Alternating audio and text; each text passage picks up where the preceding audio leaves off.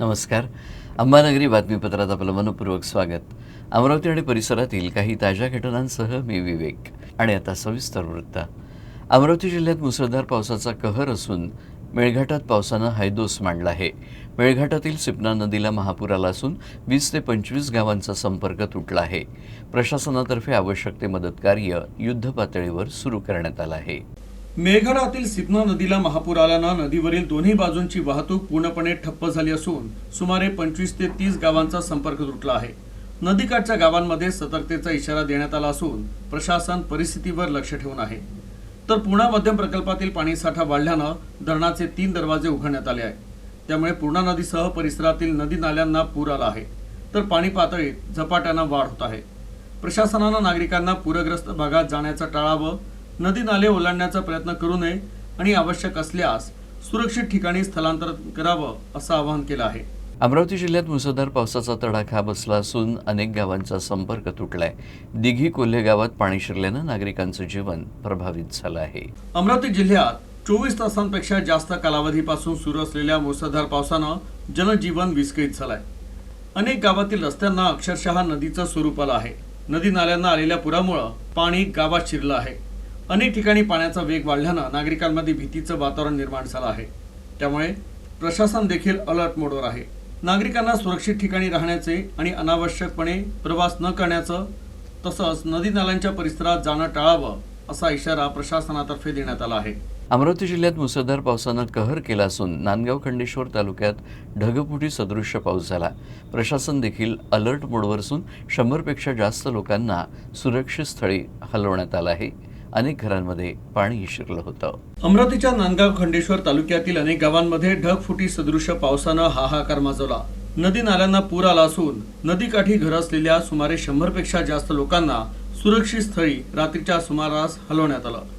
नांदगाव खंडेश्वर मधील धामक, धानोरा, गुरव, मंगरूळ, चव्हाळा, खेडपिंपरी, परस मंडळ, दिघी कोल्हे या गावासह अनेक गावात पावसाचं पाणी शिरलं आणि पूरजन्य स्थिती निर्माण झाली. तर नदी नाल्यांना मोठं स्वरूप आलं. तर शहरी भागात देखील पावसानं कहर माजवला. तर शेती पिकांनाही या पावसाचा फटका बसला आहे. तर रेस्क्यू केलेल्या 100 पेक्षा जास्त लोकांना नांदगाव खंडेश्वरच्या मंगल कार्यालयांमध्ये आणि शाळांमध्ये रात्री उशिरा जेवणाची व्यवस्था करून त्यांची निवासस्थानाची व्यवस्था तिथे करण्यात आली. तर शुक्रवारी संपूर्ण अमरावती जिल्ह्याला येलो अलर्ट जाहीर करण्यात आला. अमरावती जिल्ह्यात गेल्या 36 तासांपासून सुरू असलेल्या मुसळधार पावसानं जनजीवन विस्कळीत झालंय. नांदगाव खंडेश्वर तालुक्यातील अनेक भागात शेतीचं मोठं नुकसान झालं असून फुबगाव, सुलतानपूर, वाघोळा या गावांना जोडणाऱ्या नाल्यावरील संरक्षण कठडे वाहून गेल्यानं गावांचा संपर्क तुटला आहे. परिणामी 4 चाकी वाहनांची वाहतूकही पूर्णपणे बंद झाली आहे. अमरावती जिल्ह्यात गेल्या 36 तासांपासून सुरू असलेल्या मुसळधार पावसामुळे नांदगाव खंडेश्वर तालुक्यातील अनेक भागांना फटका बसलाय. सततच्या पावसामुळे अनेक शेतांमध्ये पाणी शिरल्यानं शेती खरडून गेली असून पिकांचं मोठं नुकसान झालंय. दरम्यान फुबगाव, सुलतानपूर आणि वाघोळा या गावांना जोडणाऱ्या नाल्यावरील संरक्षण कठडे पुराच्या पाण्याच्या प्रवाहात वाहून गेले आहेत. कठड्यांचे अवशेष पुलावर आणि रस्त्यावर आल्यानं वाहतुकीला मोठा अडथळा निर्माण झालाय. या घटनेमुळे 3ही गावांचा संपर्क विस्कळीत झाला असून पुलावरून 4 चाकी वाहनांची वाहतूक पूर्णपणे बंद करण्यात आली आहे. स्थानिक नागरिकांना मोठ्या प्रमाणात अडचणींचा सामना करावा लागत असून प्रशासनाकडून तातडीनं दुरुस्तीची मागणी होत आहे. अमरावती जिल्ह्यात गेल्या 2 दिवसांपासून सुरू असलेल्या मुसळधार पावसाचा फटका आता शेती आणि जनजीवनालाही बसू लागलाय. चांदूर रेल्वे तालुक्यातील घुईखेड परिसरातील खारवगळ नदीला पूर आल्यानं नदीकाठावरील शेकडो एकर शेती पाण्याखाली गेली आहे. गावाशी संपर्क तुटल्यानं नागरिकांना जीव धोक्यात घालून पुराच्या पाण्यातून मार्ग काढावा लागतो आहे. गेल्या 2 दिवसांपासून सुरू असलेल्या मुसळधार पावसामुळे चांदूर रेल्वे तालुक्यातील घुईखेड परिसरातील खारवगळ नदीला मोठा पूर आलाय. नदीच्या पाण्याच्या पातळीत झपाट्यानं वाढ झाल्यानं नदीकाठावरील मोठ्या प्रमाणावरील शेती पाण्याखाली गेली आहे. पुराच्या पाण्यामुळे विशेषतः सोयाबीन पिकाचं मोठं नुकसान झालं असून शेतकऱ्यांवर आर्थिक संकट ओढवलंय. अनेक शेतांमध्ये पाणी साचल्यानं पिकं पूर्णपणे जलमय झाली आहेत. दरम्यान पुरामुळे गावाशी संपर्कही तुटला आहे. शेतात जाणारे रस्ते पाण्याखाली गेल्यानं शेतकऱ्यांना शेतात पोहोचणं अशक्य झालंय. नाल्याच्या पलीकडे अडकलेल्या नागरिकांना जीव धोक्यात घालून पुराच्या पाण्यातून प्रवास करावा लागत असून प्रशासनानं तातडीनं सुरक्षित पर्यायी व्यवस्था करण्याची मागणी स्थानिकांकडून केली जात आहे. विश्रांतीनंतर बातमीपत्राच्या या भागात आपलं पुन्हा एकदा स्वागत. अमरावती जिल्ह्यात आलेल्या मुसळधार पावसानं अनेक भागात जनजीवन प्रभावित झालंय. अनेक पुलांवरून नदी नाल्यांचं पाणी वाहत असून अनेक मार्ग बंद झाले आहेत. त्यामुळे जिल्हाधिकाऱ्यांनी आपत्ती व्यवस्थापन कायद्याअंतर्गत शुक्रवारी शाळा आणि महाविद्यालयांना सुट्टी जाहीर केली होती. अमरावती जिल्ह्यातील नांदगाव खंडेश्वर तालुक्यासह विविध भागात मुसळधार पावसानं पूर परिस्थिती निर्माण झाली असून अनेक रस्ते बंद झाले आहे. पुलांवरून पाणी वाहत असल्यानं विद्यार्थ्यांच्या सुरक्षेचा विचार करून जिल्हा प्रशासनानं शुक्रवारी सर्व शाळा आणि महाविद्यालयांना 1 दिवसाची सुट्टी जाहीर केली. जिल्हाधिकाऱ्यांच्या मान्यतेनं आपत्ती व्यवस्थापन कायद्याअंतर्गत हे आदेश पारित करण्यात आले आहे. सर्व माध्यमिक, उच्च माध्यमिक शाळा आणि महाविद्यालयांना हा निर्णय लागू राहणार आहे. तर पूर परिस्थितीत कोणतीही अनुचित घटना घडू नये यासाठी प्रशासनानं खबरदारीचं पाऊल उचललं आहे. तर पूरस्थितीच्या अनुषंगानं प्रशासन अलर्ट मोडवर आहे. अमरावती जिल्ह्यातील नांदगाव खंडेश्वर तालुक्यात मुसळधार पावसानंतर आलेल्या पुराचं पाणी आता हळूहळू ओसरत असलं तरी शेती पिकांचं आणि घरांचं मोठ्या प्रमाणात नुकसान झालंय. या पार्श्वभूमीवर स्थानिक आमदार प्रताप अडसड आणि जिल्हाधिकारी आशिष शेरेकर यांनी पूरग्रस्त भागाची पाहणी करून नागरिकांना मदतीचं आश्वासन दिलं. धामणगाव रेल्वे जे आपले SD ऑफिस आहे त्याचे जे 3 तालुके आहेत त्याच्यामध्ये सगळ्यात जास्त आपल्याला हा पावसाचा फटका आपल्याला बसलेला आहे. काल संध्याकाळपासूनच जोरदार पाऊस त्या ठिकाणी या पूर्ण तिन्ही तालुक्यांमध्ये पडत होता आणि त्यातल्या त्यात इथे नांदगाव खंडेश्वरमध्ये सर्वाधिक त्या ठिकाणी पावसाची नोंद झालेली आहे. आज आपण जिथे उभे आहोत धामक या गावी या परिसरामध्ये साधारणतः 200 ते 225-30 एवढा मिलीमीटर पाऊस या ठिकाणी पडला आणि आपण जिथे उभे आहे तिथे साधारणतः 10-15 फूट पाणी त्या ठिकाणी काल होतं. गावकऱ्यांनी अतिशय प्रसंगावधान राखून संध्याकाळपासूनच जे इथे नदीलगतचे जे घरं आहेत ते खाली करण्यास सुरुवात केली होती आणि जे उंचवट्यावर आपली जे PHC आहे किंवा इतर जे घरं आहेत, समाज मंदिर आहे, तिथे गावकऱ्यांनी स्वतःच शिफ्ट होणं सुरुवात झालं होतं. त्यामुळं कुठल्याही प्रकारची जीवितहानी आपल्याला टाळण्यासाठी त्या ठिकाणी यश मिळाले आणि कुठल्याही प्राण्यांच्या जीविताचीही त्या ठिकाणी नुकसान नाही झालंय. संत गाडगेबाबा अमरावती विद्यापीठातील मुख्य कॅन्टीनवर अन्न आणि औषध प्रशासनानं कारवाई केली आहे. धक्कादायक बाब म्हणजे तपासणीत कॅन्टीन कोणत्याही अधिकृत परवान्याशिवाय सुरू असल्याचं समोर आलं आहे. यानंतर FDAच्या पथकानं कॅन्टीन तात्काळ सील केलं आहे. अन्न व औषध प्रशासनाने 30 जुलै रोजी विद्यापीठातील मुख्य कॅन्टीनची तपासणी केली. तपासणीत कॅन्टीन विना परवाना सुरू असल्याचं समोर आलं. यानंतर FDAनं कॅन्टीन सील करून कुलसचिवांना याबाबत पत्र दिलं. या कॅन्टीनमध्ये दररोज अधिकारी, कर्मचारी आणि शेकडो विद्यार्थी भोजन करत असल्याची माहिती आहे. तपासणीत अन्न व्यवसायाशी संबंधित नियमांचं उल्लंघन झाल्याचं आढळून आलं. विनापरवाना अन्न व्यवसाय करणे हा अन्न सुरक्षा कायद्यानुसार गंभीर गुन्हा मानला जातो. FDAनं संबंधित कॅन्टीनचा अन्न व्यवसाय तत्काळ बंद करण्याचे निर्देश दिले आहे. या कारवाईनंतर विद्यापीठ परिसरात एकच खळबळ उडाली आहे. अमरावती जिल्ह्यातील धामणगाव रेल्वेजवळ भरधाव कार दुचाकीला मागून जोरदार धडक दिल्यानं 3 जण गंभीररित्या जखमी झाले.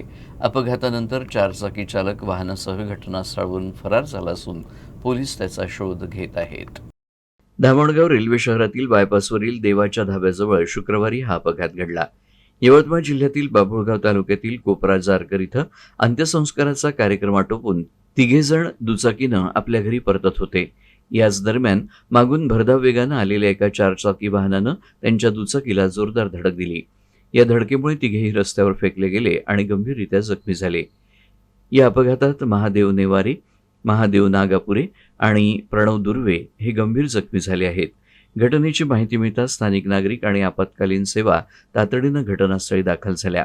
जखमींना प्रथम धामणगाव ग्रामीण रुग्णालयात दाखल करण्यात आलं. मात्र त्यांची प्रकृती गंभीर असल्यानं प्राथमिक उपचारानंतर पुढील उपचारासाठी अमरावती येथील रुग्णालयात दाखल करण्यात आलं. दरम्यान अपघात घडवणारा 4चाकी चालक वाहनासह घटनास्थळावरून फरार झाला असून पोलिसांनी त्याचा शोध सुरू केला आहे. विद्यार्थ्यांमध्ये सर्जनशीलता, वैज्ञानिक दृष्टिकोन आणि प्रभावी संवाद कौशल्य विकसित करण्याच्या उद्देशानं इंडो पब्लिक स्कूल अमरावती इथं शुक्रवारी एक्सप्रेझिया 2026-27 या आंतरशालेय साहित्य संमेलनाचं आयोजन करण्यात आलं. शहरातील विविध शाळांमधील विद्यार्थ्यांनी मोठ्या उत्साहानं यात सहभाग नोंदवत आपली साहित्यिक, वैज्ञानिक आणि बौद्धिक क्षमता सादर केली.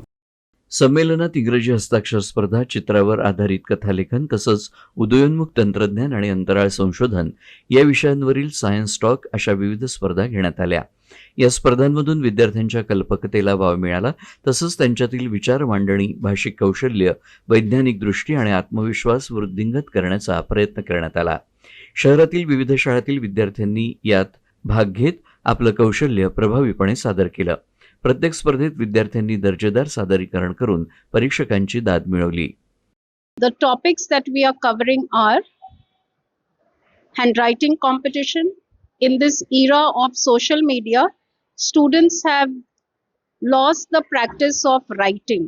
So we thought we should have a competition in this regard. So we have the inter-school handwriting competition. We have inter-school picture story writing competition, and one exclusive item that we have, that is inter-school science talk competition.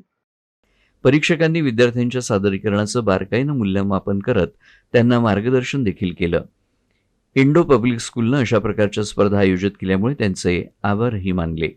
Natural intelligence and artificial intelligence या दोन्हीमध्ये तुलना करायची झाली तर artificial इंटेलिजन्सला सुद्धा जन्म कोणी दिला तर तो natural इंटेलिजन्सने.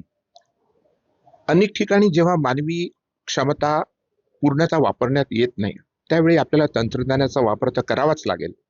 But we need to remember that the natural brain is more powerful. तर म्हणून या नॅचरल ब्रेनचा उपयोग आपण अतिशय इथिकली आणि नैतिकतेने करावा, हा एक छोटासा संदेश तरुण विद्यार्थ्यांना राहील. प्रत्येक स्पर्धेत विद्यार्थ्यांनी दर्जेदार सादरीकरण केल्यानंतर आपलं मनोबल वाढलं असल्याचं सांगितलं. तर अशा प्रकारच्या स्पर्धेचं आयोजन हे शहरातील विविध शाळांमध्येही व्हावं असं मत व्यक्त केलं. प्रेझेंटेशन 5 ते 6 मिनिटांचं होतं. मी AI बद्दल माहिती दिली, जसं की AIचे किती ब्रांचेस आहे, AIचे काय टाइप्स आहे, AI आपल्याला फ्युचरमध्ये काय हेल्प करू शकते. आधी घाबरट होत होती, पण आता प्रेझेंटेशन झाल्यावर कॉन्फिडेंट फील होत है. ये जो मंगल से लेकर चंद्रमा तक वहाँ पर कितने कितने सैटेलाइट और रॉकेट भेजे, किस देश ने भेजे, यानी और भारत के लिए सेपरेट किया था मैंने. और साथ ही साथ ना शुरुआत APJ अब्दुल कलाम जी की एक कही गई बात से की थी, और एंडिंग में मैंने बताया कि शायद से अंतरिक्ष की यात्रा का असली हिस्सा ना धरती का ख्याल रखना भी है. विद्यार्थ्यांच्या सर्वांगीण व्यक्तिमत्व विकासासाठी अशा उपक्रमांची गरज असून साहित्य, विज्ञान आणि प्रभावी संवाद कौशल्य यांचा समन्वय साधणारं हे संमेलन विद्यार्थ्यांसाठी प्रेरणादायी ठरल्याची भावना उपस्थितांनी व्यक्त केली. Arun Joshi, UC news, Amravati. आणि याबरोबरच हे बातमीपत्र संपलं. पुन्हा भेटूया पुढच्या बातमीपत्रात. तोपर्यंत नमस्कार.